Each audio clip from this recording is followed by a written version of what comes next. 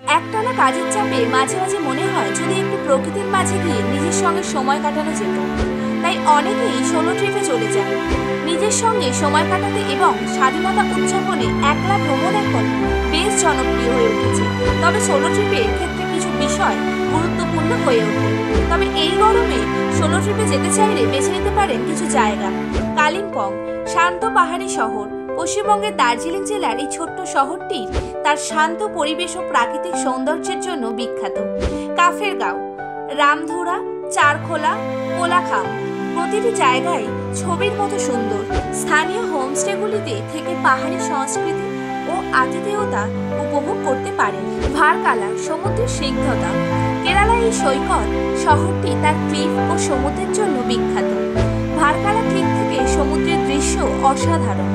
যোগ ও ধ্যানের জন্য আদর্শ স্থান, তবে বর্ষাকালে ভারকালা ভ্রমণ এড়িয়ে চলাই ভালো। ম্যাকলয়েডগঞ্জ তিব্বত সংস্কৃতির ছোঁয়া। হিমাচল এই গরমে সোলো ট্রিপে চলে যান ম্যাকলয়েডগঞ্জে। হিমাচল প্রদেশের এই শহরটি দলাই লামার আবাসস্থল হিসেবে পরিচিত। পাহাড়ের অনুপম সৌন্দর্য তো আছেই, সেই সঙ্গে দলাই লামা মন্দির, বৌদ্ধ মঠ, তিব্বত খাবারের জন্য এখানে আসা যায়। এখানে হোস্টেলের সুবিধা রয়েছে। পর্যটকেরা এই রাজ্যকে বেশ নিরাপদ বলে মনে করেন। এখানে চেয়ুনটে করাও সুবিধা রয়েছে।